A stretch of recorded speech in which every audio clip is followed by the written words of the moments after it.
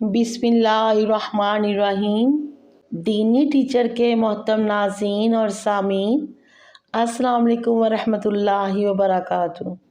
امید ہے کہ آپ سب خیریت سے ہوں گے۔ اللہ تعالیٰ سے دعا گو ہے کہ اللہ آپ کو اپنی حفظ و امان میں رکھے اور آپ پر اپنی رحمتیں بارش کی طرح برسائے، آمین۔ آج میں آپ کے ساتھ حضرت ابراہیم علیہ السلام اور نمرود کا کچھ واقعہ بیان کروں گی۔ زید بن اسلم رحمۃ اللہ علیہ کا قول ہے کہ قحط سالی تھی، لوگ نمرود کے پاس چلے جاتے اور غلہ لے آتے۔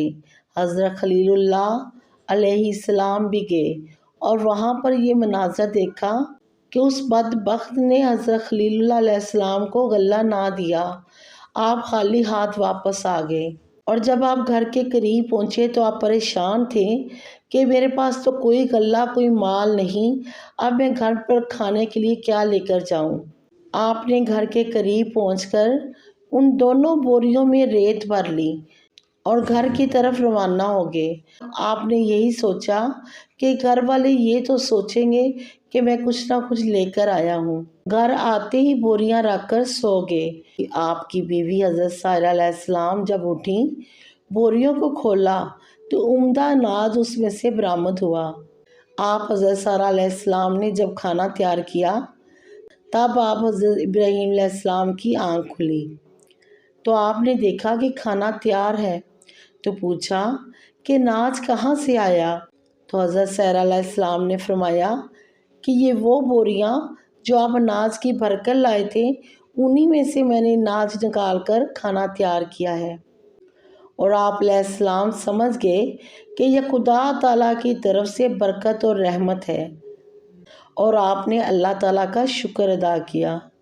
اس نامجار بادشاہ کے پاس خدا تعالیٰ نے اپنی طرف سے ایک فرشتہ بھیجا تھا۔ اس نے آ کر اسے توحید کی دعوت دی، لیکن اس نے اسلام کو قبول نہ کیا اور اس کی دعوت کو رد کر دیا۔ اس فرشتے نے اس نمرود کو دوبارہ پھر دعوت دی، لیکن اس نے انکار کر دیا۔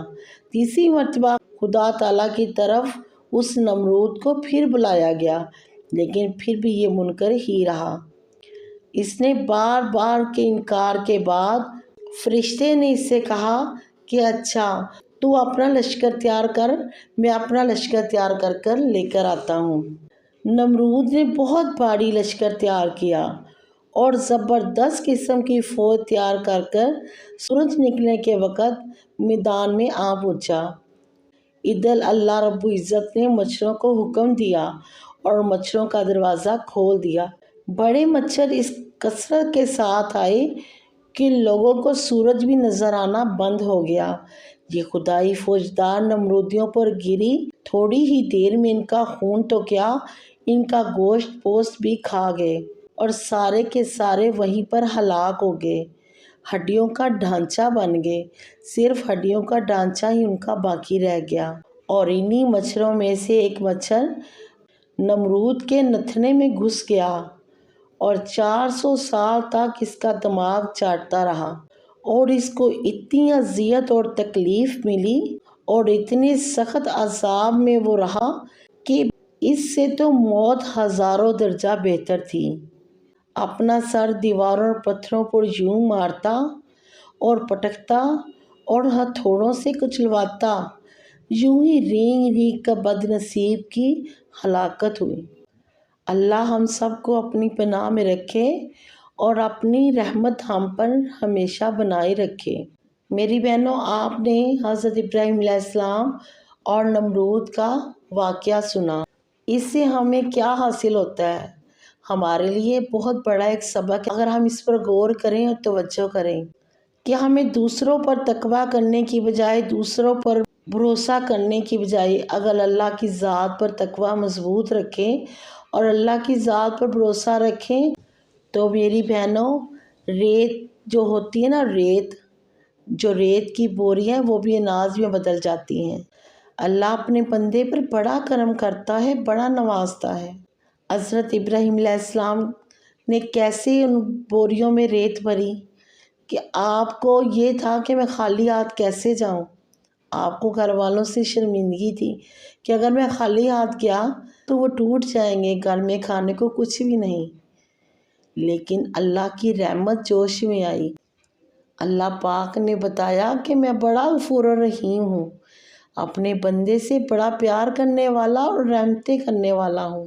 اس لیے میری بہنوں، ہر وقت اللہ کی ذات پر بھروسہ اور توکل اپنا مضبوط رکھیے، اور ہر حال میں جیسا بھی وقت ہو، جیسی بھی مشکل ہو، ہر حال میں اللہ کا شکر ادا کریں اور اپنے ہاتھ سے صبر کے دامن کو مت چھوڑیں۔ آج کا جو واقعہ بیان کرنے کا مقصد ہی میرا یہی تھا۔ امید ہے کہ آپ سب کو میرا یہ چھوٹا سا واقعہ، چھوٹی سی بات آپ کو پسند آئی ہوگی۔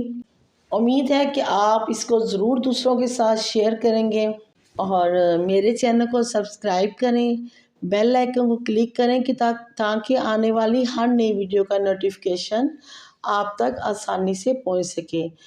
دعاؤں میں یاد رکھیے گا، اپنا بہت سا خیال رکھیے گا۔ اب اجازت چاہیں گے، اللہ نگہبان۔ جزاک اللہ۔